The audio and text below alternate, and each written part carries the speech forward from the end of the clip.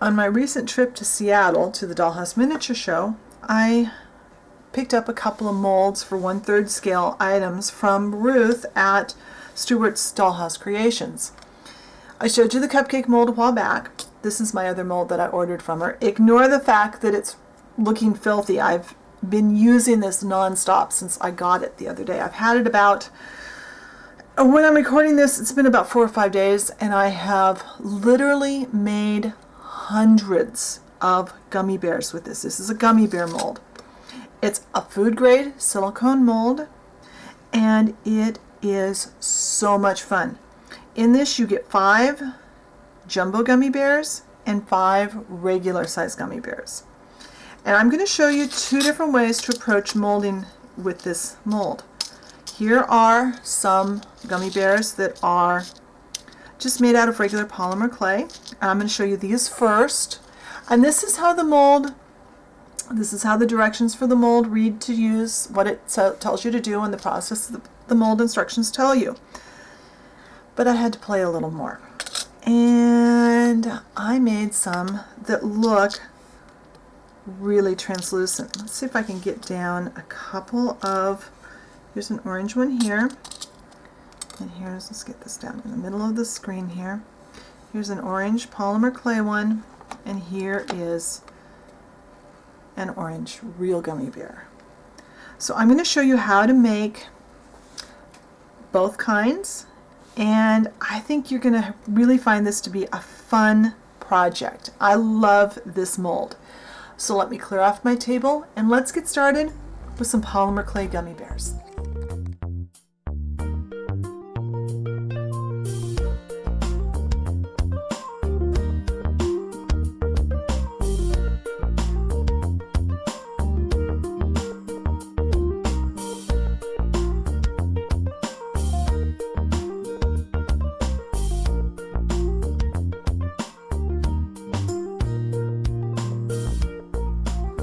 Alright, for our polymer clay gummy bears, we're going to use a mixture. We're using Sculpey 3 brand clay.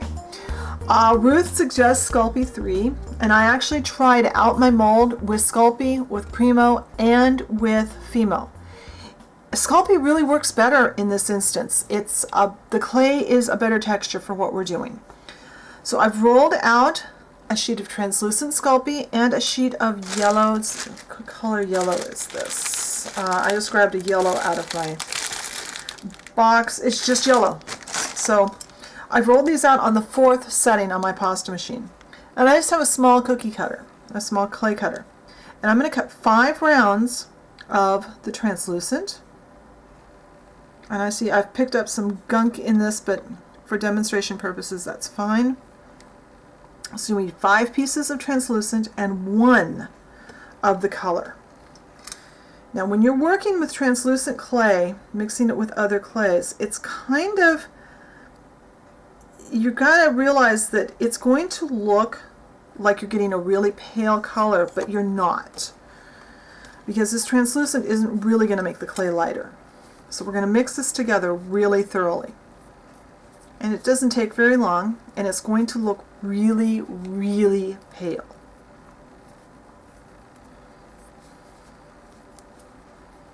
And we want it as consistent a color as we can get with this though, because we don't want streaks. Alright, so that's pretty consistent. Now I've got my mold. I'm going to make just little pieces, and we might need some cornstarch. Sometimes I need cornstarch, sometimes I don't. Partially that depends, I think, on how warm the room is, consequently how warm my fingers are. So we'll get 5 jumbo size or giant gummy bears and 5 little tiny gummy bears, regular size gummy bears, for our 1/3 scale dolls.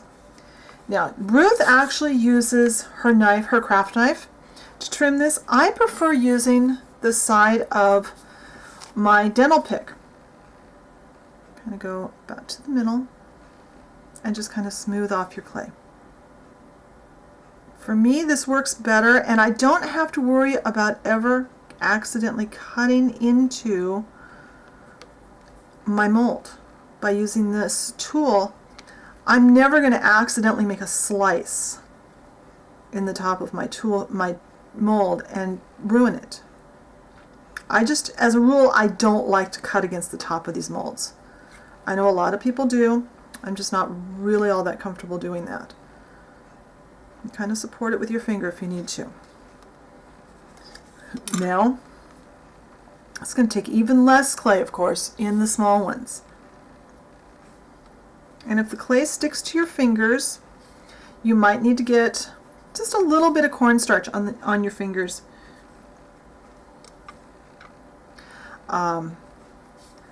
The other clays worked, they just would not stay in the mold for me. I really had to fight those a lot more than this. Now, if you want to, when you get these all molded, you could make, pop these out very carefully onto your baking surface, your baking tray. And you could form a bunch more and pop them out very carefully also. I'm going to bake mine in the mold. But if you wanted to make a bunch, you might want to do it that way.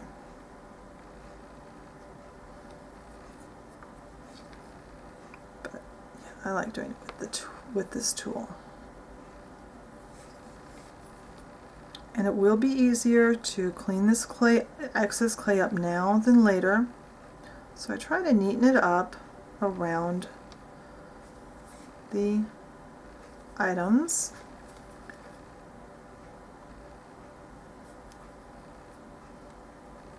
But it does work best if you start in the middle of your gummy bear and go to the ends.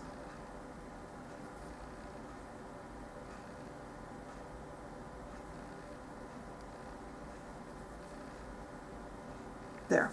So now I'm going to bake this. I'm going to bake this at, you want to bake at a little lower temperature and for a little bit longer. I'm going to bake this at 225 for 15 minutes, which is the temperature and time that Ruth suggests in her instructions. And it seems to work really well. So when this is baked off and cooled again, I'll be back and we'll unmold these. All right, so now this is baked and cooled off, and any little bits that go past where you want the gummy bears to end, you just break off. And these are perfectly acceptable little gummy bears, and this is how most people use the mold. And they're really adorable. I mean, they're so cute. Now put those yellow ones in with the rest of the ones I've made. You can see we have a nice variety of little gummy bears, but they do lack the translucency of a real gummy bear.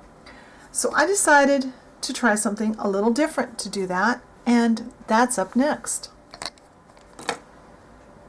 Alright, on the same trip to Seattle that I ordered my mold, I also made a stop at Hobby Lobby and picked up a bottle of Kato liquid polyclay. I had heard that this was the clearest of the liquid clays, and I've been wanting to play with this for quite some time. And I'm having so much fun with this. I'm sure I'll be showing you other projects in the future with this clay, but this is really cool for the gummy bears. When you're working with liquid polymer clay, there's a few things that you need to keep in mind. One thing, as with all polymer clays before they're baked, polymer clays don't play nicely with a lot of plastic. Polymer clay will truly eat a hole through a lot of different plastics. So I am mixing my polymer clay on a ceramic tile. This has a couple of advantages. I can leave my clay here until I'm all done. When I'm done, for ease of cleanup, I simply bake this tile, and then I can lift off the cured clay right off of the tile. And it works really well. It's a real easy way to do a cleanup. You can color polymer clay with a lot of mediums. Do not use anything water-based, and this includes acrylic paint. I see a lot of people on YouTube using acrylic paint to color their polymer clay. According to the manufacturers of of the liquid clays, this is a big no-no. I use, depending on what I'm going to do with it, I use different things. For this, I'm using oil paint. Oil paint can be used with liquid clay. You can't use oil paint directly on regular clay, but you can when you mix it with this. So you can also use chalk, but I find chalk stays gritty, especially in this particular liquid clay, because of the clearness of this. I know there are some polymer clay artists that are using the powdered food colorings that are made for cake decorating. I have not tried them, but I've heard that works really well too. I'm going to do a yellow set of gummy bears here, and I'm squeezing out a bit of liquid clay. I don't want to put out too much because I don't want to waste a lot.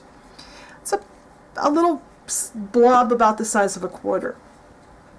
It does not take very much yellow paint. In fact, too much paint and you will end up not being clear anymore. I'm touching my toothpick to my yellow paint. That's all I need. That will color this with enough color to make a nice gummy bear. Now you'll need to play with your colors. I found red was the hardest color to work with, and I will show you a red mix. After we do the yellow bears, I will do a red set also on camera. After I do a batch of gummy bears, I like to, with the liquid clay, I then like to wash this mold out with soap and water.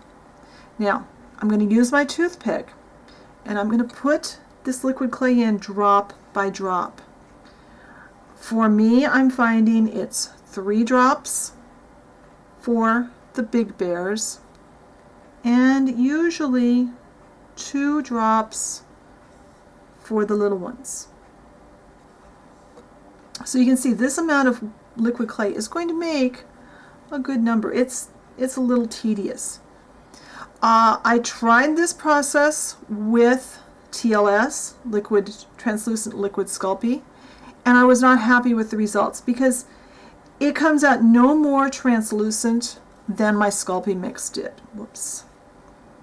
Yeah, when I get in a hurry and get sloppy, I make a mess. But I'll show you how to clean that up here in a minute.